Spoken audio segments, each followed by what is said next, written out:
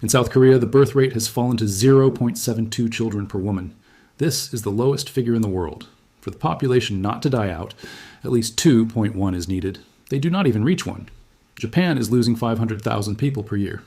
Every year, schools are closing, villages are emptying, houses are sold for $1, just so someone will move in. In Tokyo, restaurants for single people are opening. Booths where you eat in complete isolation so as not to feel awkward about coming alone. China, with its 1 billion people, for the first time in 60 years, showed a population decline. After decades of the one-child policy, they are now begging people to have more children. They offer money, tax benefits, free housing. It does not work. Young Chinese choose careers, travel freedom, but not children. Europe, Italy, 1.24 children per woman. Spain, 1.19. Germany is holding on thanks to migrants. Otherwise, there would be 1/3 fewer Germans. Russia is trying to stimulate birth rates with maternity capital. The effect is temporary. The numbers are falling again. The USA is the only developed country where the birth rate was close to normal. But even there is a collapse, from 2.1 in 2007 to 1.64 today. Millennials and Zoomers postpone marriage and children, or refuse them altogether. This is not a local problem of one country. This is a global phenomenon. Developed countries are stopping reproducing. It would seem that this is good. Fewer people, less burden on the planet, fewer emissions, more resources per person. But the economy does not work like that.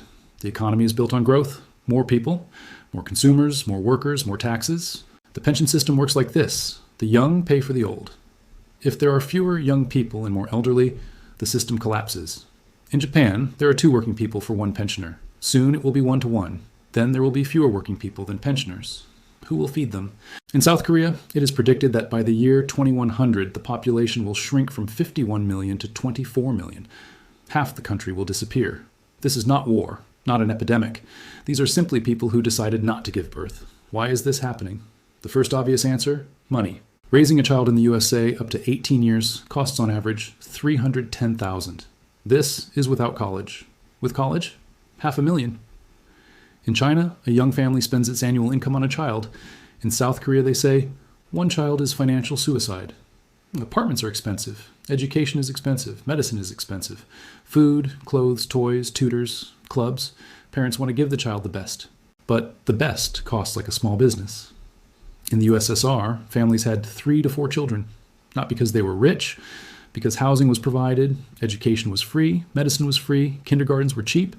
The system was set up for the family. Now the system is set up for the individual consumer. You are on your own. Mortgage, loans, insurance. Adding a child to this means drowning in debt. But it is not only about money, because even the rich have fewer children. Billionaires in Silicon Valley, top managers in New York, successful entrepreneurs in Shanghai, they have either no children at all, or 1, a maximum of 2. Why? Time. A career demands everything. 60 to 80 hours a week. Business trips, deadlines, networking meetings. A child is 24/7. It is impossible to combine ambitions and parenthood without something suffering. Women especially have fallen into a trap. Feminism gave equal rights and access to careers. This is right, but society did not restructure. Maternity leave is falling out of the race. While you are at home for 1 to 2 years with a child, your colleagues are making careers. Returning is difficult. Many companies do not want to hire mothers. Unreliable, too many sick leaves. Men are also in no hurry to become fathers. Why take responsibility if you can live for yourself? Travel, develop, change partners? Why a mortgage for 30 years if you can rent an apartment and be mobile? The old model, marry at 25, 3 children by 30, is dead. There is no new model. The third factor, culture. Before, if you were not married by 30, something was wrong with you. Society pressured you, parents, relatives, neighbors. When is the wedding? When are the grandchildren? It was unpleasant, but it worked. Social pressure forced people to start families, even those who did not really want to. Now this pressure has disappeared. Moreover, it has reversed. Being single, independent, free is cool. It is a sign of strength. I need no one. I'm self-sufficient. I live for myself. Social networks are full of successful single people. Vloggers travel the world. Millionaires talk about how they built a business without being distracted by family. Stars postpone children until 40 to 50, or freeze eggs in order to have time to live for themselves. The image of a mother with many children is associated with poverty, backwardness, self-sacrifice, and the image of a child-free career woman with success and freedom. Young people see this and make a choice. And finally, technology. Dating is now online. Tinder, Bumble, Hinge. Swipe left, swipe right. Endless choice. You can always find someone better. This creates an illusion of abundance. Why get attached to one person if on the next swipe there may be an ideal? But the paradox is that the more choice, the harder it is to choose. This is called the paradox of choice. When there are too many options, you are afraid to make a mistake. It is easier not to choose at all. Older generations met at university, at work, through friends. The circle was limited. You chose from 10 to 20 people. You found a more or less suitable one and built a relationship. You adjusted, made compromises. Now you have 10,000 profiles, and none is ideal. You can spend years looking for the one, and time goes on. At 35, you look around. Everyone is already in couples or with children. You are alone, and it is no longer clear how to start. But here is what is interesting. While demographers are sounding the alarm, business has found a gold mine. Single people are a huge market. In Japan, there's the term ohitori-sama. A respectable person alone. An entire industry has been created for such people. Restaurants for singles with booths and partitions, cinemas with single seats, travel agencies with solo travel tours, capsule hotels where you sleep in a box the size of a coffin. But you are not lonely because around you are the same single people. There's a service called family rental. You pay actors to pretend to be your relatives at holidays, funerals, class reunions, because there is no real family. But it is shameful to admit it. There is friend rental. You pay a person just to be nearby, to walk with you, talk, pretend that you are not alone. In South Korea, the mukbang industry has flourished. Videos where people eat in front of a camera. Millions of viewers watch someone chewing noodles and chatting. Why? Because it is an imitation of a shared dinner. You eat alone, but you turn on the video, and an illusion of company is created. In China, sleep streams are popular. A girl lies down to sleep in front of a camera. Thousands of men watch and leave donations. This is not erotica. This is an imitation of closeness, the feeling that someone is nearby. In the West, there is a boom of parasocial relationships. People fall in love with streamers, bloggers, virtual characters. There are men who consider an anime character to be their girlfriend. They buy figurines, take them to cafes, take joint photos. It sounds like madness. But for these people, it is a way to cope with loneliness without taking the risks of real relationships. The sex industry has also restructured. Before, its clients were marginal people, losers. Now they are ordinary people who do not want relationships, but want physical intimacy. OnlyFans, webcams, escort services. This is a multi-billion-dollar industry. But the main breakthrough is sex robots and virtual girls with artificial intelligence. Companies like Realbotics make realistic sex dolls with artificial intelligence. They talk, remember your preferences, react to touch. Price, 10 to 15,000. Demand is huge. Japanese men are massively marrying virtual girls, literally registering a marriage with a hologram. This is not recognized by law, but for them, these are real relationships. And this is easier than looking for a real woman who can reject, cheat, leave. Next, pets. The number of dogs and cats in developed countries is growing in geometric progression. Pets have become substitutes for children. People spend on animals as on children. Expensive food, veterinary care, clothing, toys, insurance. There are kindergartens for dogs, psychologists for cats, even funeral agencies for hamsters. For many, a dog is a fur baby. They dress it up, push it in a stroller, create Instagram accounts. The parental instinct has not disappeared. It has simply switched to a creature that does not require 18 years of financial and emotional investment. And also, single housing. Studio apartments have become the norm. Before, a one-room apartment was temporary housing for a student. Now it is a conscious choice of an adult person. In Tokyo, the average apartment size for one person is 20 square meters. Bedroom, kitchen, shower in one space. You live like in a capsule. But you do not need more, because you are alone. IKEA makes furniture specifically for singles. Tables for one, beds for one, pots for one portion. This is not saving space. This is recognition of reality. Most clients do not plan to live with someone. But the most disturbing thing is death alone. In Japan, this is called kodakushi. Every year, tens of thousands of bodies of people who died alone are found. Sometimes they lie for months until neighbors smell it. No relatives, no friends, no one to notice. There are companies that specialize in cleaning apartments after kodakushi. They come in hazmat suits, remove decomposed remains, wash walls of biological fluids. This is a stable business because there are more and more cases. One such company said, in the apartment of a man who died 3 months ago, they found only IKEA furniture, a television, and an empty refrigerator. No photographs, no letters, no traces of anyone's presence, as if the person lived in a set. This is an extreme case, but it shows where the trend leads. The economy has adapted to singles. Business makes money. But there are side effects that no one accounted for. Single people consume less. They do not need big houses, family cars, children's goods. This compresses entire sectors of the economy.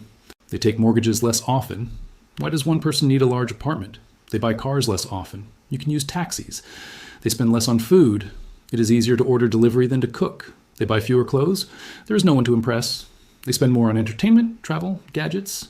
But these are one-time purchases. A family is a constant flow of expenses. A single person is an unstable consumer. Worse than that, single people are less productive. Studies show that people in stable relationships work more effectively, earn more, live longer. Loneliness causes depression, anxiety, illness. Single people get sick more often, take sick leave more often, die earlier. This is a burden on the healthcare system. They do not create social ties.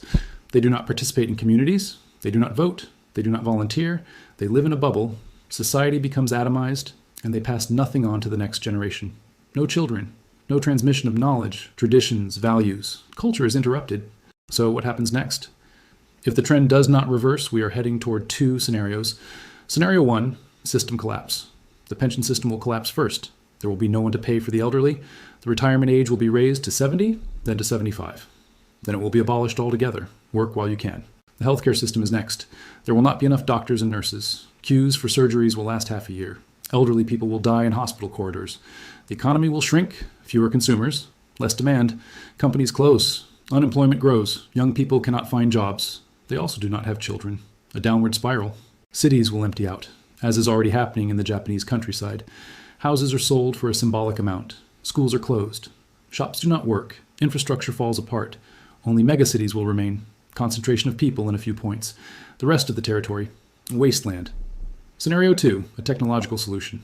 Artificial wombs. Prototypes already exist. Lambs are grown in plastic bags with nutrient solution. In 10 to 20 years, this will be available for humans. The state can launch programs, child factories, artificial fertilization, gestation in machines, upbringing in state institutions, like in the novel Brave New World. It sounds dystopian, but if the choice is between the extinction of a nation and technological reproduction, states will choose the second. China is already experimenting with genetic editing of embryos. South Korea is investing billions in reproductive technologies. They understand the natural path does not work. Robots will replace the workforce. If there are not enough people, use machines. Factories, warehouses, shops are already being automated. In 20 years, most routine work will be done by artificial intelligence and robots. This will solve the problem of labor shortages, but it will create another. Who will buy goods if there are few people and many are without work? Universal basic income? Possibly. The state pays everyone simply for existing. You do not work, but you can consume. The economy keeps turning. But this requires the economy to produce a huge surplus. And for that, energy, resources, and stability are needed. A big question whether this is possible. The third option, society will come to terms with it. Maybe a world with a smaller population is normal. Fewer people, fewer problems. Less pollution, fewer conflicts, more space. People will live longer thanks to medicine. Elderly people will be active until 80 to 90 years. Work, travel, enjoy life. Families will become a rarity. Most will be single or in short-term relationships. Children will be a luxury available only to the wealthy. Like in the Middle Ages, when only aristocrats could afford large families, society will become different, more individualistic, more technological, colder. But people will adapt. We always adapt. But there's another scenario that is not talked about. A rollback. History is cyclical. Maybe the pendulum has swung too far toward individualism. And now movement back will begin. Signs are already visible. Young people are tired of the toxicity of social networks, of loneliness, of meaninglessness. Movements for traditional values are appearing, not in a religious sense, but in the sense of family, children, stability. Tradwives, women who consciously choose the role of a homemaker. Men who give up careerism for time with children. Communes where several families live together and help each other raise children. These are still marginal phenomena, but they are growing because people have realized loneliness does not make you happy. There are studies. The highest level of happiness is among people in long-term relationships with children, not among millionaires, not among travelers, among those who invested in family. Yes, it is hard. Yes, it is expensive. Yes, it limits freedom, but it gives meaning. Single people at 60 look back and see, what? A career that has ended, trips that have faded from memory, money that will go nowhere after death. People with families see children, grandchildren, continuation of themselves, a trace in the future. Maybe the new generation will understand this earlier. Maybe the trend will reverse. But for this, changes are needed. Not individual ones, systemic ones. Housing must be affordable. Education, free or cheap. Healthcare, accessible. Work, flexible, so it can be combined with parenthood. Culture must stop romanticizing loneliness, stop selling the idea that family is a trap and freedom is the highest value. Men and women must reconsider expectations of each other. Look not for an ideal, but for a partner. Learn compromises. This is possible, but it requires society to want it. And while society profits from loneliness, there is no desire. The economy of loneliness is not just a business trend. It is a symptom that something is broken in how we live. We have built a system where it is easier to be alone, where relationships are a risk and isolation is safety, where career is more valuable than family and freedom is more important than closeness. And now we are surprised why people are lonely. Phantom limbs are when the brain feels something that is not there. The economy of loneliness is when society loses what should exist, but can no longer exist. We lost the family, but the phantom remained. We still long for connection, for closeness, for meaning, but we do not know how to bring it back. Maybe acknowledging the problem is the first step. Maybe it is enough to realize we are not made for loneliness. Evolution made us social, and no technologies, no illusions of closeness will change that. A person without people is a phantom of themselves.